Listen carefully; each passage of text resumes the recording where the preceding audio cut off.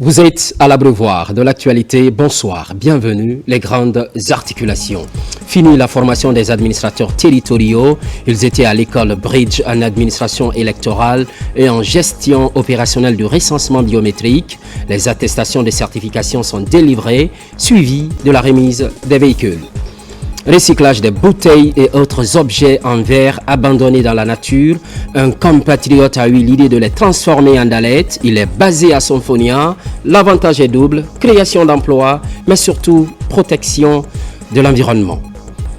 Le grappin est mis sur les présumés auteurs d'enlèvement de bébés. C'était le 17 mars dernier au quartier Somaya. Ces individus au nombre de 2 sont interpellés en Sierra Leone par la brigade de recherche de Koya. Les détails dans cette édition.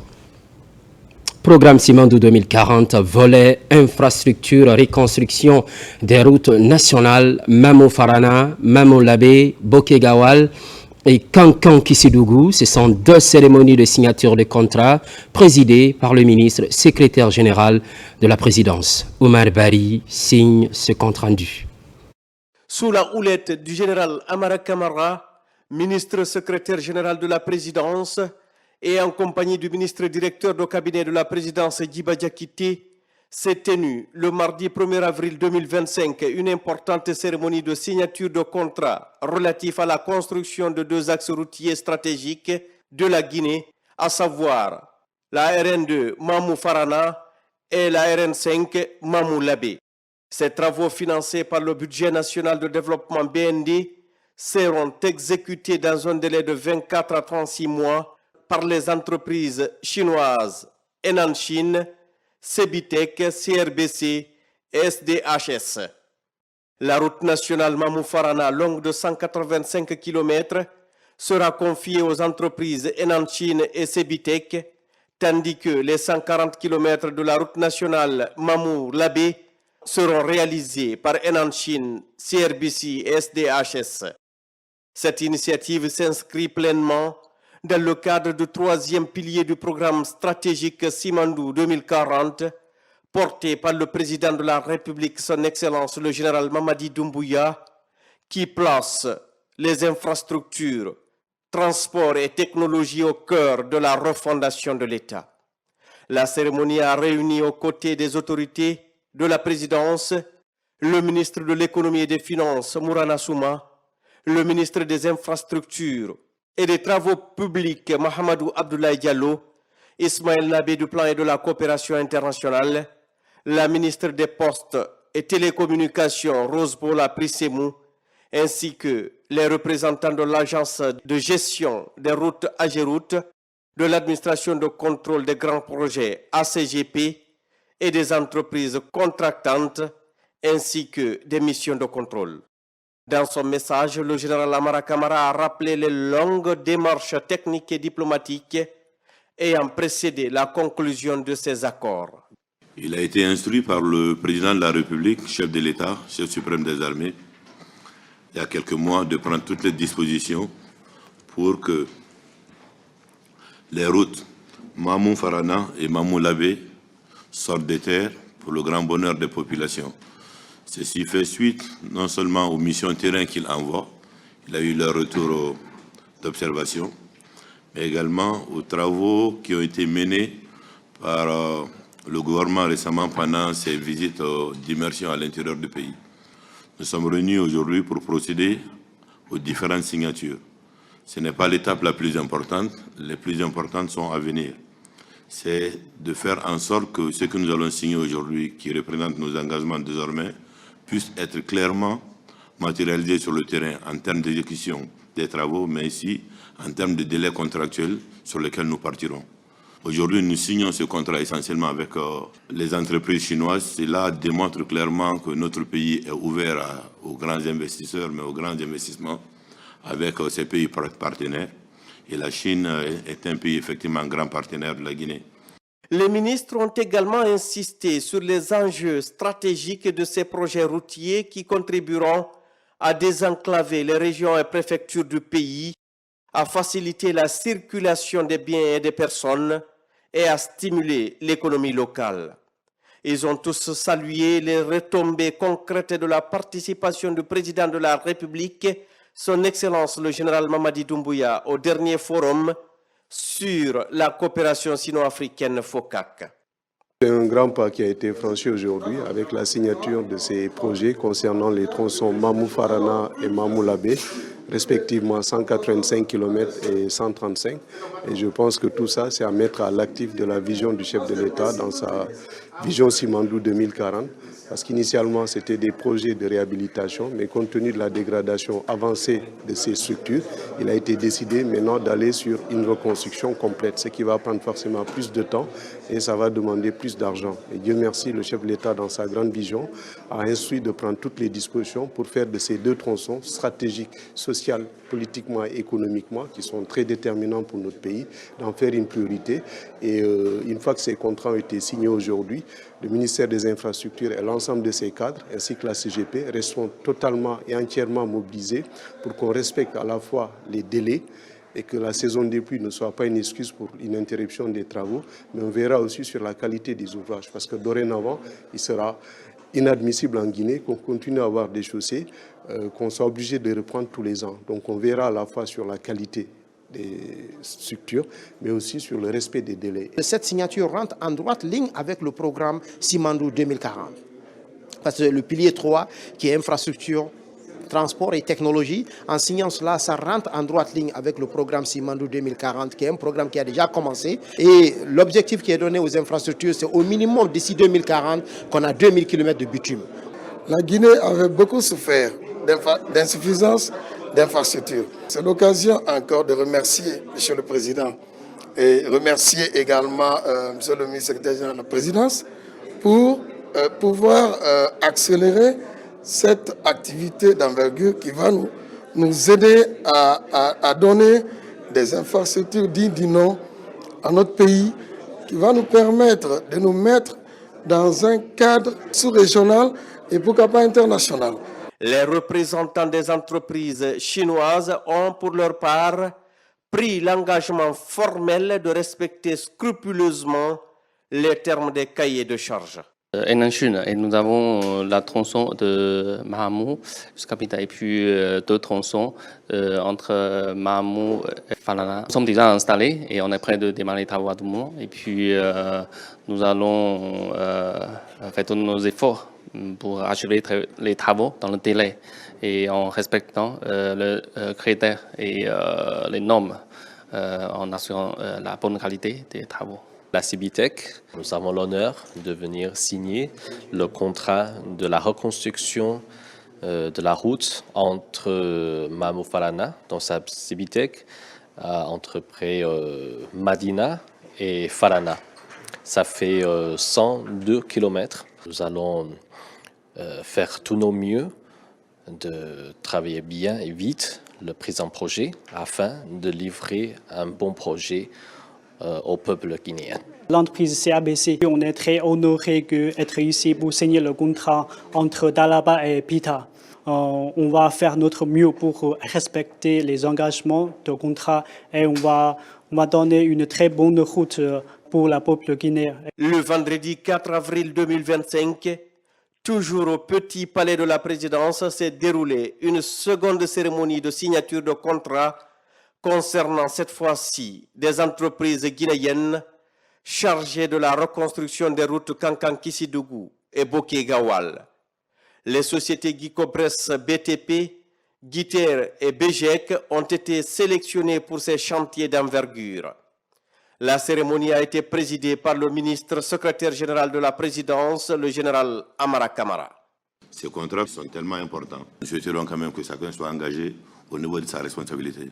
Le plus souhaitable pour nous aujourd'hui est qu'on se lance le plus rapidement pour que les engagements qui seront tenus dans le contrat que nous allons faire aujourd'hui, nous puissions les respecter. Fait marquant de cette seconde cérémonie, le général Amara Kamara a solennellement invité les responsables des entreprises et des missions de contrôle à prêter serment sur le livre saint en guise d'engagement moral à respecter les délais et les standards de qualité fixés.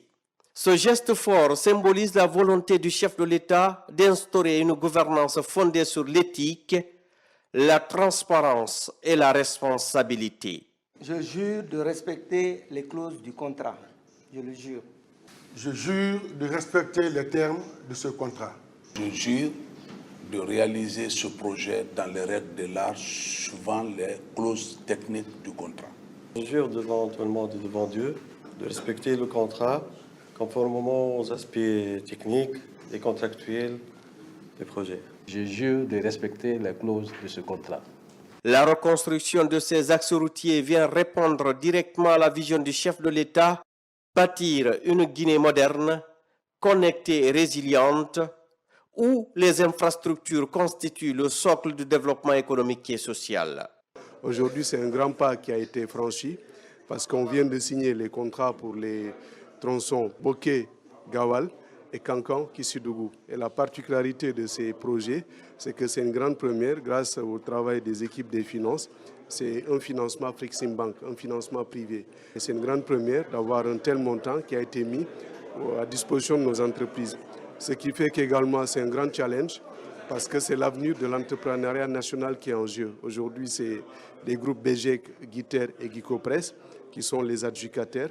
Demain, ça pourrait être d'autres entreprises. Donc, c'est une grande première et on insistera sur une chose essentielle, ça va être la qualité des travaux. Pas une simple construction de route, mais aussi ça a une incidence économique et financière dans la vision de développement telle que décrite par M. le Président de la République. C'est un financement sain, puisqu'il vient pour la première fois d'un opérateur financier africain qui a eu confiance en notre pays pour financer les 10 travaux. Pour la première fois, on arrive à avoir ce volume de financement important. Tout cela participe de la crédibilité de notre pays. Depuis le 5 septembre, le président a fait une annonce, quitter la route, qui est en train de s'exécuter. On peut penser quand même que ça a un impact local, puisque c'est les entreprises locales qui sont là. C'est un grand plaisir de voir que les contrats de ces travaux ont été signés, mais c'est aussi historique dans le sens que c'est la première fois que les contrats et des travaux et des missions de contrôle sont concomitamment signés. Tout cela dans ce cadre d'accélérer le développement de la Guinée, d'accélérer la mise en œuvre des projets. Donc nous veillerons à ce que la triptyque coût, qualité, délai, en lien et en collaboration avec les missions de contrôle soit respectée. Surtout que ces deux axes sont des axes qui ont un impact régional. Quand on prend la route de Bokeh-Gawal, c'est une route aujourd'hui qui mène au Sénégal. Donc c'est l'une des routes les plus économiquement rentables du pays. Donc la reconstruire aujourd'hui aura certainement un fort impact sur la vie des populations. Ces travaux s'inscrivent aussi dans une dynamique régionale avec un renforcement des liaisons entre la Guinée et ses pays voisins, facilitant ainsi le commerce transfrontalier et l'intégration sous-régionale. Les entreprises signataires se disent conscientes de ces enjeux. Avec la structure forte, ça garantit, ça apaise l'exécutant qui sont nos entreprises, mais aussi le maître d'ouvrage qui bénéficie d'un ouvrage solide qui peut durer plusieurs dizaines d'années. Et c'est à cela que nous remercions encore le gouvernement d'avoir fait ce choix d'une structure qui puisse garantir les deux parties. Donc aujourd'hui, nous sommes très heureux et nous prions Dieu, avec l'engagement que nous avons pris, de nous faciliter la réalisation de ces projets dans les meilleures conditions, accompagné de la santé de nos entreprises et la santé de l'ordonnateur qui est le président de la République, avec tout son gouvernement. La durée des travaux, comme nous l'avons dit dans notre engagement, que nous allons respecter. Vous avez des contrats dont la durée est de 3 ans, il y en a de 2 ans, mais avec un financement garanti, nous sommes certains que ces projets, s'ils ne sont pas réalisés avec raccourcissement de délai, nous ne pouvons pas excéder parce que tout est garanti à l'avance. En mettant à contribution aussi bien des partenaires internationaux que des entreprises locales, le gouvernement démontre sa capacité à conjuguer vision stratégique et action concrète pour le bien-être du peuple souverain de Guinée sous la direction du général Mamadi Doumbouya, président de la République, chef de l'État. Les salutations d'usage s'enchaînent à la maison mortuaire de Fodé Kanté, ex-président de la Cour des comptes. Le chef de gouvernement s'y est rendu en compagnie d'une importante délégation. Amadou Ouriba a, au nom du chef de l'État et du peuple de Guinée, présenté les condoléances à la famille éplorée. On écoute son message au micro d'Ousmane Bangoura. Nous sommes venus prier pour le repos de l'âme du premier président de la Cour des comptes, M. Kanté. Donc c'était une occasion également de saluer sa famille, de lui rendre hommage dans son quartier et prier avec ses voisins, ses proches qui l'ont connu et qui l'ont apprécié. Vous savez, la Cour des comptes est un des piliers d'une bonne gouvernance d'un État. Et dans ce contexte, il a bénéficié de la confiance du président de la République, le général Doumbouya, pour assumer cette fonction. En ces circonstances, que sa famille reçoive les condoléances du président de la République et de l'ensemble du gouvernement, dont moi-même et le ministre de la Justice, garde des Sceaux, étaient venus pour être les porteurs de ce message de condoléances. Par ailleurs, formation des administrateurs territoriaux, les rideaux sont tombés sur les 3 jours de renforcement des capacités. Je vous le dis un peu plus haut, ils étaient à l'école Bridge en administration électorale et en gestion opérationnelle du recensement biométrique. Les attestations de certification sont délivrées, suivies de la remise des véhicules tout-terrain, un geste du chef de l'État, Amadou Touré. Pour une réussite des futures échéances électorales, le ministère de l'administration du territoire et de la décentralisation a organisé un atelier appelé Bridge en administration électorale et en gestion opérationnelle du recensement biométrique à l'intention des administrateurs territoriaux. 3 jours après, ces préfets et gouverneurs du pays s'en félicitent et s'engagent à bien appliquer les leçons apprises. Votre rôle en tant qu'administrateur territorial sera primordial dans ces échéances futures qui nous attendent, qui vont nous permettre effectivement d'installer des institutions fortes qui dépasseront les envies ou les déshydratats des hommes ou des femmes, mais des structures effectivement qui seront pérennes, à vie, et qui permettront à la Guinée de connaître une démocratie durable. Après cette clôture, les préfets et gouverneurs du pays ont reçu des véhicules de service, des 4x4 tout-terrain de la part du président de la République, général d'armée Mamadi Doumbouya, pour leur permettre d'accomplir aisément les activités dans les localités les plus enclavées du pays. Nous sommes à une première étape de remise de véhicules de commandement aux administrateurs territoriaux. Après cette étape, une autre étape plus importante encore est attendue dans les jours à venir, car il s'agira de remettre aux sous-préfets, les 332 sous-préfets du pays, des véhicules de commandement. Cet acte hautement significatif, à l'actif de Monsieur le Président de la République, le général Mamadi Doumbouya, nous ne pouvons que vous charger de transmettre à son Excellence, Monsieur le Président de la République, chef de l'État, chef suprême des armées, général d'armée Mamadi Doumbouya, le message de remerciement et de grand remerciement. Nous vous rassurons qu'ils seront utilisés à bon escient dans l'objectif unique qui est d'augmenter la capacité opérationnelle de vos services à l'intérieur du pays.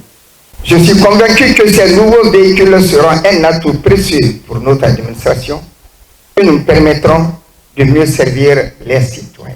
Ainsi, je tiens à remercier tout d'abord son Excellence, Monsieur le Président de la République, chef de l'État, chef suprême des armées, Monsieur le Premier ministre, chef du gouvernement, ainsi que tous les membres de son gouvernement qui ont travaillé sans relâche pour que cette acquisition soit une réussite.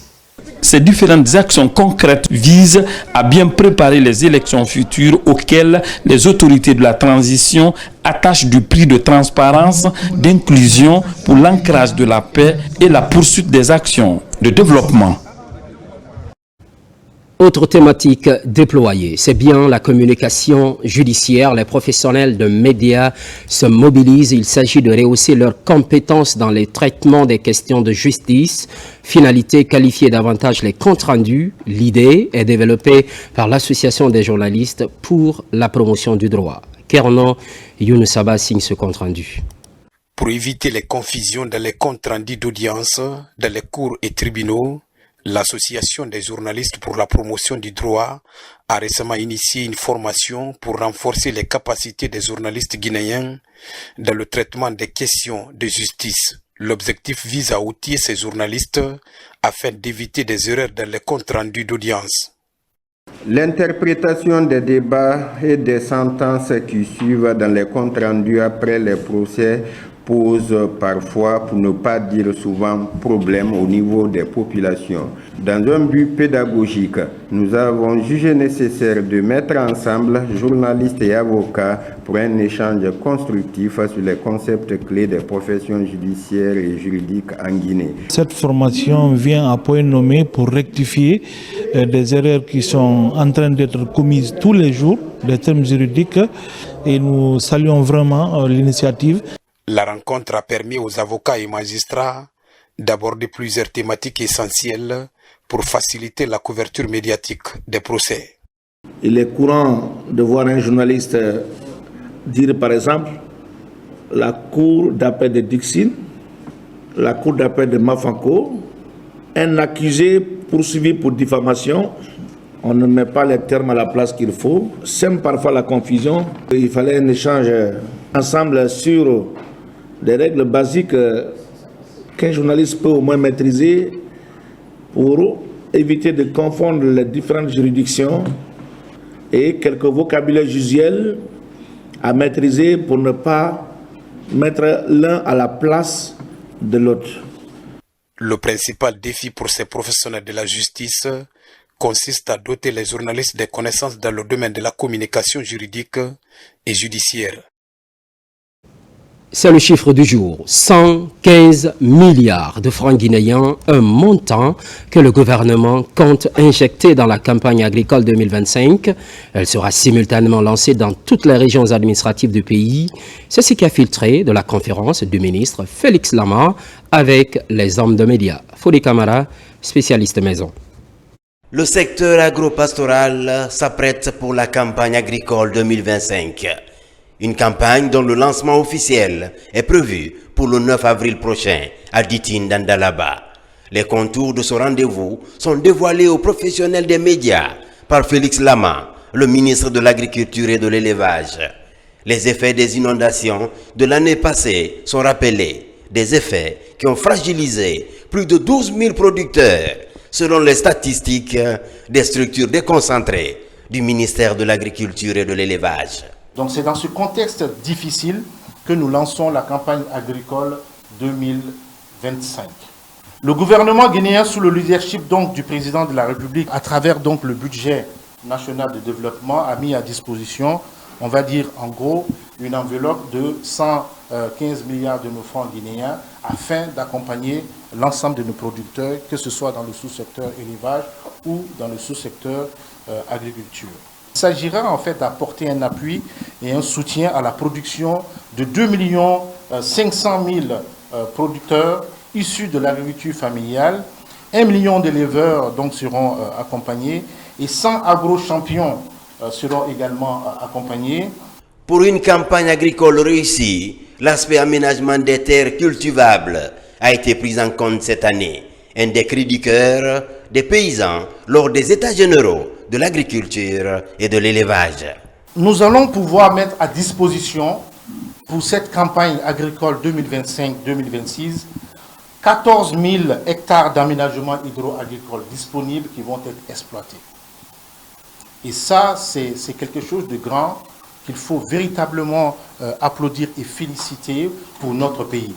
C'est pour nos populations que nous faisons, c'est pour nos paysans que nous le faisons.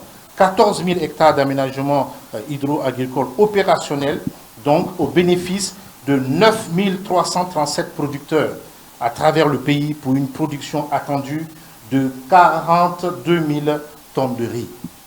Ça déjà c'est plausible. Et nous avons pour ambition chaque année de pouvoir réaliser des aménagements hydro-agricoles. Et le groupe dont je viens de vous parler, avec lequel nous avons signé le partenariat, le groupe Netafim, est le premier groupe dans le monde dans l'irrigation moderne. Dans donc les aménagements hydro-agricoles, c'est le premier groupe dans le monde. Nous devons travailler avec justement ces partenaires-là pour pouvoir former ici nos équipes, faire les transferts de compétences pour que nous soyons à même de pouvoir continuer à réaliser ce type d'aménagement hydro-agricole. Au cours de cette conférence de presse, aucune question n'a été esquivée par le ministre Félix Lama et ses cadres. Un tour d'horizon global du développement rural. Un tour d'horizon qui a aussi touché les préoccupations de conservation des produits agricoles périssables, de recherche agronomique et de relance des unités agro-industrielles. Sans oublier le soutien de la filière avicole après la grippe aviaire. Au même moment, vulgarisation du code pastoral. Le texte est exposé dans les différentes collectivités de Macenta en région forestière. C'est pour impliquer les communautés dans l'application de ce document stratégique du monde rural. Le coup d'envoi est donné à Kouankan et regroupe les représentants des fêtières de la préfecture. Lancé Kamisoko, correspondance.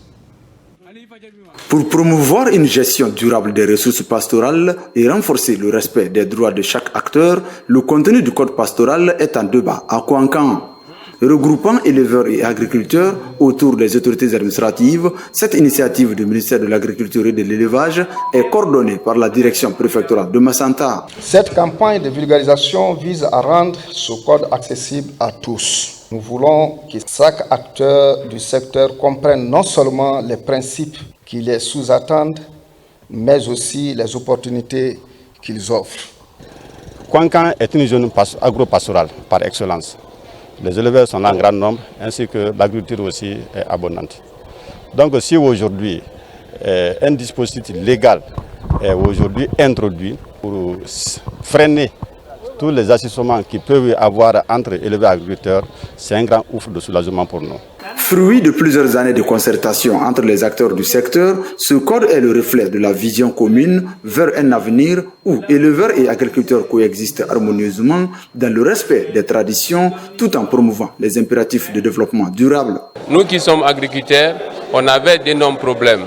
Mais je crois bien avec ce code pastoral, chacun de nous saura réellement ce qu'il doit faire et ce qu'il ne doit pas faire. Je tiens à remercier chaleureusement au nom de M. le Préfet, le ministre de l'Agriculture et de l'Élevage et tous ceux qui ont contribué à l'élaboration de ce code et à l'organisation de cette campagne.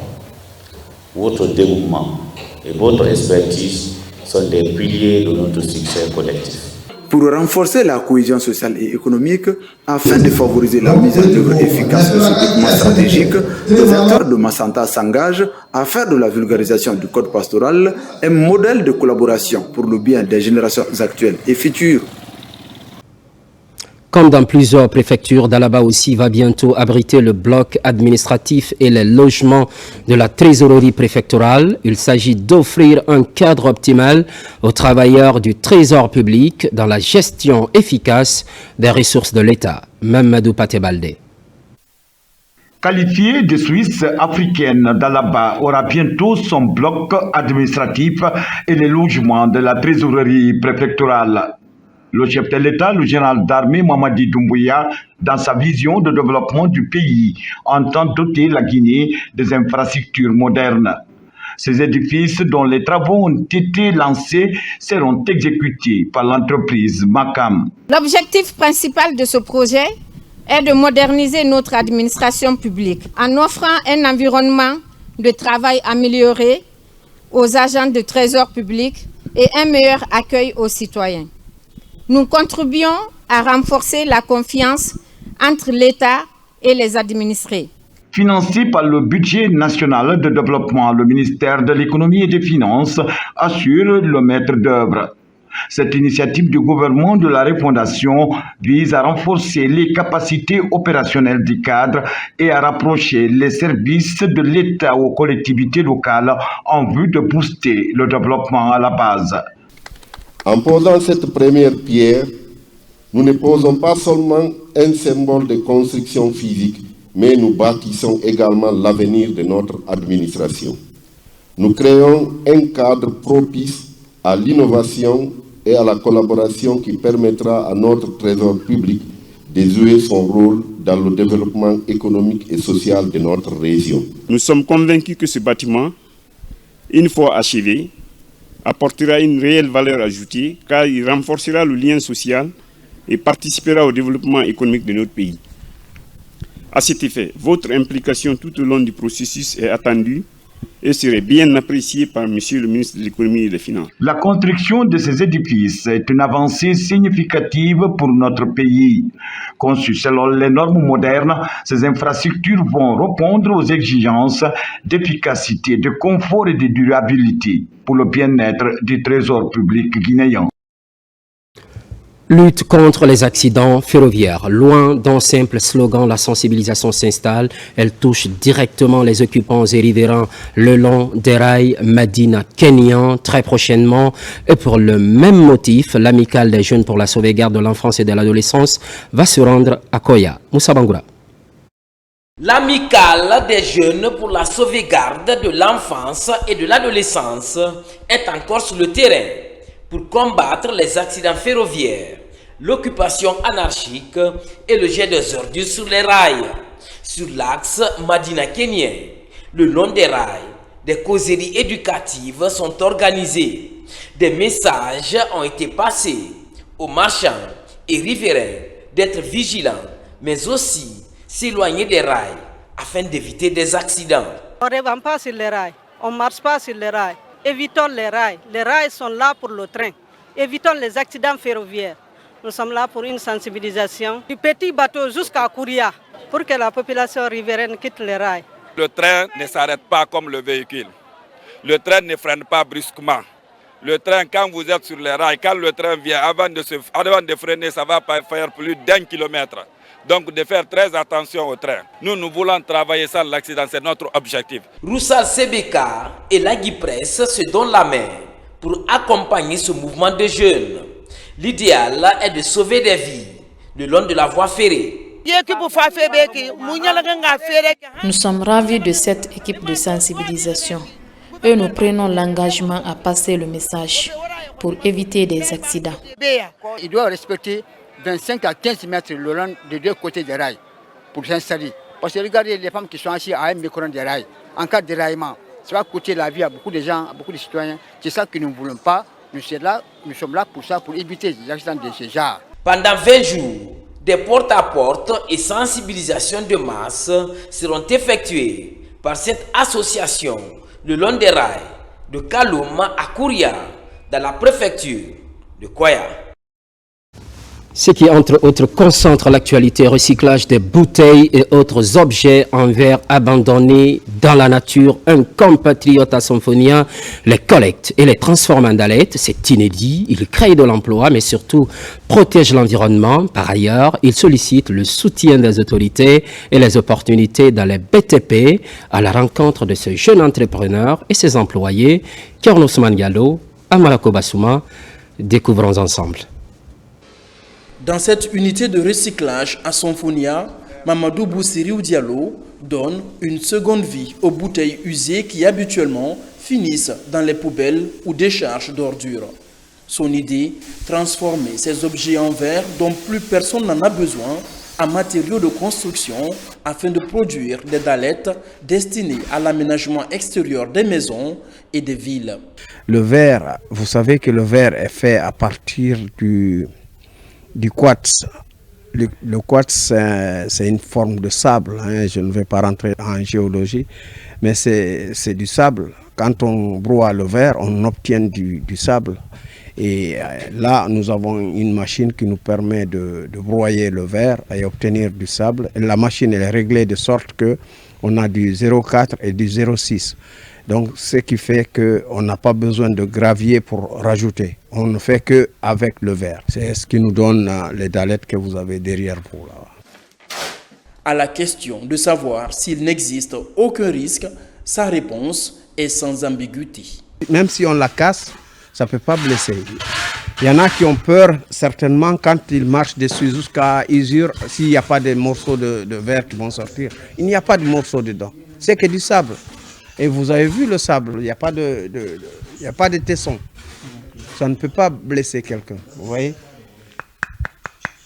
Avec son idée, ce passionné des questions de salubrité et de protection de l'environnement, PDG de la société Urki Plus, compte pousser plus loin le recyclage des objets, réduire la pression sur la décharge et créer de l'emploi. Une dizaine de jeunes sont directement employés dans son unité. Ça me tient vraiment à cœur parce que je volais presque dans le bâtiment et j'encourage vraiment les entrepreneurs à nous aider. Parce que ça, avec l'innovation qu'a eu M. Diallo, c'est vraiment important. Bon, je suis vraiment content de participer à ce projet parce que c'est la première fois de voir ça, la transformation de verre en dalettes. Je n'ai jamais vu. Outre l'unité de production des dalettes, une autre unité de recyclage est mise en place pour la transformation des récipients en plastique usés. Avec ses investissements et ses idées, ce Guinéen de la diaspora qui a décidé de rentrer compte apporter sa pierre dans la construction de la nation. Une très grande innovation. Boké, assainissement de la ville, une opération coup de balai en prélude à la grande mobilisation de soutien aux acquis du CNRD prévue du 11 au 12 avril prochain. La place des Martyrs et autres espaces publics sont débarrassés d'immondices. Younoussa Tawel Kamara. Ces femmes issues des différentes couches sociales des 15 quartiers de la commune urbaine de Boké sont mobilisées pour rendre propre la ville. C'est un prélude à la grande mobilisation des populations de Kakandé prévue du 11 au 12 avril prochain, ici même à Boké, en vue d'exprimer leur reconnaissance au bienfait du président de la République, le général Mamadi Doumbouya, dans le cadre de la réalisation de nombreux projets ces dernières années à Kakandé sous l'ère CNRD. Les 15 quartiers Biring. Nous, les femmes des 15 quartiers, nous sommes venus pour assainir la place des Martyrs, où la cérémonie aura lieu la semaine prochaine. Ce jour, nous voulons dire merci au président pour tout ce qu'il fait pour Boké.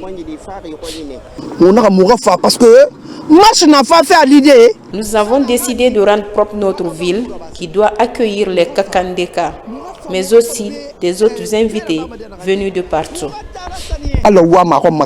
Plus de l'assainissement, il existe également le pavoisement de la ville aux couleurs du tricolore national pour donner une bonne image à la ville. L'événement, ça se prépare très bien pour recevoir toute la République de Guinée à Boké. Parce qu'aujourd'hui, ça serait un événement exceptionnel. Les 10 sous-préfectures de Boké, aujourd'hui, même, ils préparent même de mobiliser au minimum 100 000 personnes sur les places de Martyrs, de l'aéroport jusqu'à la place de Martyrs. Ces différentes activités enclenchées au chef-lieu de la préfecture de Boké prouvent une fois de plus que les populations de Boké se préparent activement pour exprimer leur reconnaissance au bienfait du général Mamadi Doumbouya du 11 au 12 avril à Boké. Sur tout autre plan, autonomisation des femmes, une trentaine de jeunes filles s'approprient les techniques de montage de projets, une session de 3 jours sanctionnée par la remise des diplômes, le fonds d'appui aux activités des femmes et filles assure le pilotage. C'est une assistance d'Orange Center Guinée. Nabi Kamara.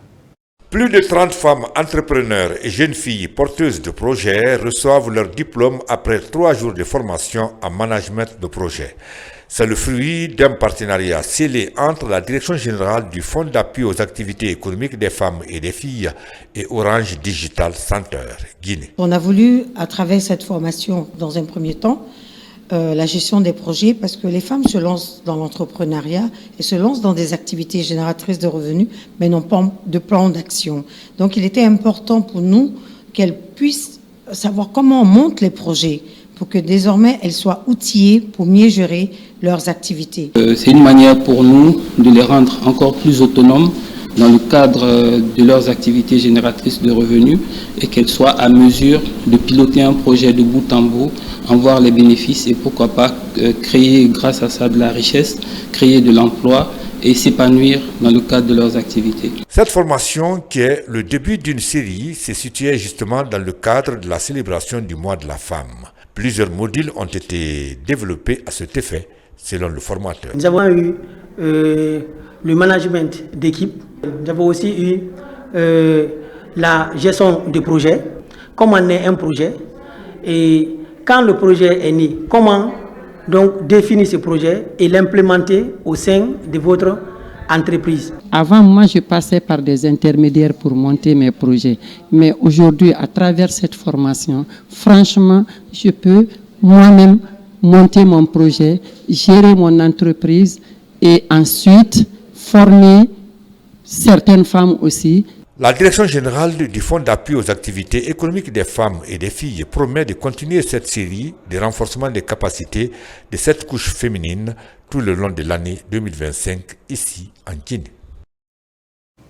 C'est effectif. Le grappin est mis sur les présumés auteurs d'enlèvement de bébés. C'était le 17 mars dernier au quartier Somaya. Ces individus, au nombre de 2, n'ont pas échappé à la vigilance de la brigade de recherche de Koya. À travers une plainte, ils ont été interpellés en Sierra Leone. Fatoumata Touré pour plus d'explications. C'est une coopération sécuritaire réussie entre la Guinée et la Sierra Leone. 2 individus impliqués dans l'enlèvement d'enfants qui couraient depuis toujours ont été finalement interpellés. Une arrestation intervenue en terre léonaise grâce à une synergie d'action entre la brigade de recherche Guinée et les services de sécurité de la Sierra Leone. Au terme donc d'une période d'enquête, les parents retrouvent leur bébé. Ce que je peux dire, je les remercie et je remercie encore l'Arjidant Yaya parce que toute la mission, la souffrance, on a fait ensemble. En Sierra Leone, on a passé là-bas plus d'une semaine pour pouvoir nous donner le bébé avec les protocoles parce que ça devient entre pays et pays. Ce n'était pas facile, mais quand même, on remercie le bon Dieu, on remercie la gendarmerie qui s'est occupée de nous, qui ont mis toutes leurs dispositions pour pouvoir nous aider. On les remercie beaucoup. Rapatriés sur la Guinée, les présumés kidnappeurs sont présentés à la presse avant d'être déférés devant le parquet de Koya.